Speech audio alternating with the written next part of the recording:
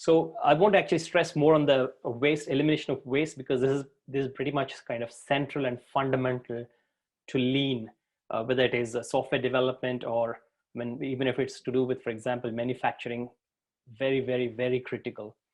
So what do you say when you talk about waste? What does that mean? So anything that doesn't add value. Again, value from whose perspective, or value from what perspective? It is from the point of view of your customers or users. It's not from your perspective as a development team. So in the context of that, if, as we discussed yesterday and even the other day, in terms of the in terms of delivering value, it is basically, when you talk about agile methodologies, it's all about delivering value to the business, to the customers. It's not technology. It's not a better technology, or it's not a fantastic technique. It's about whether you're doing something of help for your customers, for the users. That's what is important when you talk about value. So if it is something to do with, for example, some functionality which is not useful at all, or some piece of code which is of not relevant at all, which is not adding any value there, then that is basically waste. I mean, if you do not do that there, then it actually grows into, as we discussed, if you do not take enough steps to identify a defect or a bug or an issue initially during the requirement stage, then it would slowly start from being a cub, a small little cub or a baby tiger. It would start growing through the architecture, the design, the development, and finally when it's caught in the testing, it turns into a huge tiger, a monster, and that would be taking a lot of time and effort to kind of fix that or even rework. So it's very, very important that you catch this waste, this piece of unnecessary functionality, features, or code early on, so that you don't have to spend all your effort and time into rectifying that later. Very, very, very important. And then even what we just discussed, unclear or ambiguous, or requirements which are not stated properly, which are not communicated properly, again, very, very significant cost to the product and to the whole team, because you understood something in a different way, and then you communicated, you actually put that down into requirement document. You say that, then by the time you finish that, it could be, let's say, 1 month of time, and then you show it to the customer. The customer says, this is not what I wanted. Why did you develop this? I said report. I didn't say report template. I said a report. I don't have to create a template. I know how to do it. Already have the template. Why did you say report template? We already got report templates. I need a proper report as an instance of a template, not a template. So there it goes. Everything, all the effort that you had put in developing that whole thing, testing it, and then designing, all that whole effort is waste. So it's very important that you understand what is required, what is needed, really needed, not the want, but the need of the customers, and then capture it, specify it, communicate it, and then make sure that the development team develops that requirement into the feature or a benefit that is passed to the customers. And that's one of the reasons why, in fact, I think I mentioned this before as well, that the Standish Group report, which did a research on why IT projects fail, they actually did a lot of research on this. They came up with a report, the Standish Group report. You can actually see on internet. It says that about 78% of IT projects fail because of one thing, and that is requirements. Requirements not stated properly, requirements not specified properly, requirements changed, requirement scope creep, all of these, whatever it could be, it has to do with requirements. And therefore, you should be very, very careful with how you're developing, managing, and delivering on requirements. Other ways could be the slow internal processes or communication within the team. And that's why we have actually got this, the Scrum or Kanban, where you're actually having an update pretty much on a daily basis, right? The daily Scrum, you're actually touch basing with each other on a daily basis and trying to understand what each of us are doing. So that is contributing to your understanding where, if you, for example, if somebody's already got a database table, for example, and you're trying to say, you're saying that, okay, I need to create this table. My plan for today is to spend the time to create the database tables and then add the fields. And then somebody says, hey, hold on. Are you talking about this customer database? I think we've got the database already. I have created that. It's there in the data lake somewhere. I can give it to you. So it actually kind of significantly reduces the rework and also potentially your own effort in trying to create that by a huge, huge quantum. So very important. Unnecessary, outdated policies, procedures, and rules. Very, very, very, very, annoying, very frustrating. Where we try and work on something and suddenly says, you know what? I think this changed now. It's not there anymore. So to keep up with the regulations, the rules, the policies, the procedures, very, very important. If the government says something, there's a tax regime, if there's a change in the way that we are working on, all of these, the business rules, all of these need to be kept updated so that we don't commit the mistake of doing something and then going all the way down the line and then realizing later that, oh, by the way, this is not correct. So very, very important for us to kind of understand, identify what waste is in that sense. So again, just to kind of be very specific, we did touch upon these earlier, but I want to kind of bring into you the aspect of the software development. How does it really kind of map to what we did, what Lean did originally with manufacturing or production environment? So inventory is a huge waste. I mean, I don't need to say about this because you've got Amazon. You understand how Amazon kind of companies work. Uber, Amazon doesn't have an inventory of its own. Amazon is the largest, I think it's the $2 trillion company in the world, the largest market by market value and market share, and even by the extent of customer base and things like that. It doesn't have an inventory of even a single product by itself. It has got zero inventory, meaning it doesn't own anything by itself, all the things that it sells.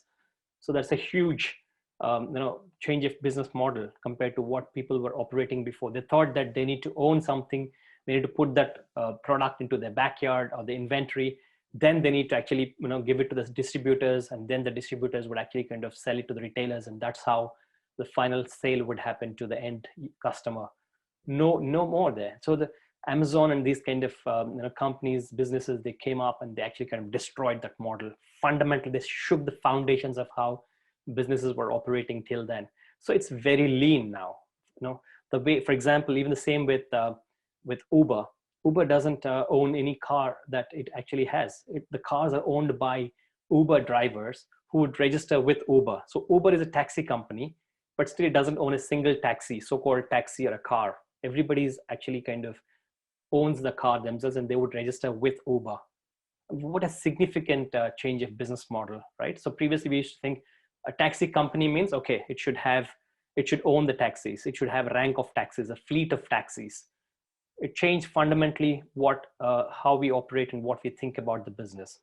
Same with all these other things like extra processing, for example, not required. It's all extra processing, too much of documentation in the paperwork within the software. Now we don't have all of those. In fact, if you kind of get through the interview, when you get your job, you're not even signing on the document anymore. You're actually kind of doing it through the DocuSign or electronic signatures and things like that. So even that is ruled out thanks to IT nowadays. The technology is used to eliminate even that kind of processing, which is not needed, extra documentation. And then overproduction. In those days, they say that I'm not sure if you've heard about it, but in companies like, for example, in countries like here or US or Western world or even in Eastern world, except a few other countries, if people want to strike against the management, if they want to show or protest against the management, the factory workers would actually kind of stop the work. They don't do the work. They actually shut the shop floor. They strike the work. That's how they would actually say that I'm actually not going to work. This is how I'm showing to the management that I'm not happy with your policies or with your salaries or whatever it is. But in Japan, apparently, they kind of overproduce. They actually go on the opposite. They do not strike. They do not reduce the workload. They do not stop their work, but they go on rampage. Instead of creating 100 products per day on the assembly line, they would create, let's say, 200 products. You know what happens by then? Because the fact is, it's overproduction. The 100 products is the kind of thing that is actually meeting the forecast, and it's actually going through the supply chain properly. And that's why its demand and supply is kind of matched. But now these people, the workforce, they were not happy. They wanted to show their anger, the protest. So they created another 100 more. Where would the management keep the 100 products? They don't have enough space in the inventory. They can't sell it to the customers. There's no demand. It goes waste. So that's a way of actually showing or creating waste by the workforce. I don't know whether how far that is true. I do not know it myself, but I just heard it. So perhaps just need to take it with a pinch of salt on that. But I mean, the concept is true in terms of creating something as an overproduction. You try and create something in excess, then it would be of waste because it's not consumed, it cannot be stored. And transportation was one of the major things there, because you had to actually transport the material, the finished product from the inventory, from the shop floor to the backyard, to the place where it is there, all the distribution centers or things like that. In the software development context, again, it's actually doing the wrong thing. You're trying to deliver the wrong thing. You're trying to actually deploy the wrong build. You're trying to actually create some instead of actually delivering the version 1.6.1, which is the latest, you try and deploy, for example, 1.5.3, which was developed about 5 months ago, and you're deploying it and you say, hey, you know what, there's a new release. And then people say, but what's changed? There's nothing that's changed. The same build, same features, same release. So so in a sense, what that means is that you need to have a good control in terms of the configuration management, the versioning system, and how you're delivering and deploying and release management of your software. And then waiting is a big, as we discussed already, it's a huge contribution for waste. You should try and eliminate waiting for information, for the insights. Even, for example, not just waiting for the build from the testing team, but also, for example, you're waiting for review comments and the feedback from your customer representative. You delivered the build, you actually run them through, you deployed the build on the UAT server, the user acceptance test server, but you've been waiting for them to actually come back and say, yes, this is good, deploy it. So you deployed the build like 1 month ago, still you didn't have any comments, which means it's a waiting, you're just playing a waiting game, which is adding no value to whoever it is, even to the customer, not to the team, nor to the management. Very, a significant loss of productivity there. And then there it was called motion in the manufacturing setup. Motion means movement. So here you're actually trying to talk about, in the software setup, it's about bad prioritization, or picking up the item which is of the wrong value. Your Moscow prioritization gone completely wrong. You're working on something which is not supposed to be working on your task, because it should be on the lower priority, and you assume something some way, and then you picked up that item and that's gone into the sprint backlog. You're working on it. Obviously it's contributing to a lot of problems and a lot of waste. Defects, it's a no-brainer. Defect is a waste, because not only takes time to fix it, as we discussed, but also time to rework it, right? So you need to create a lot of time, lot of work to make sure that it is corrected. So that is the problem, not just to identify and keep it aside to reduce it, but the impact of that, but also to make sure it is corrected and reworked. That itself is a significant contributor to waste. Again, in the context of software, same defects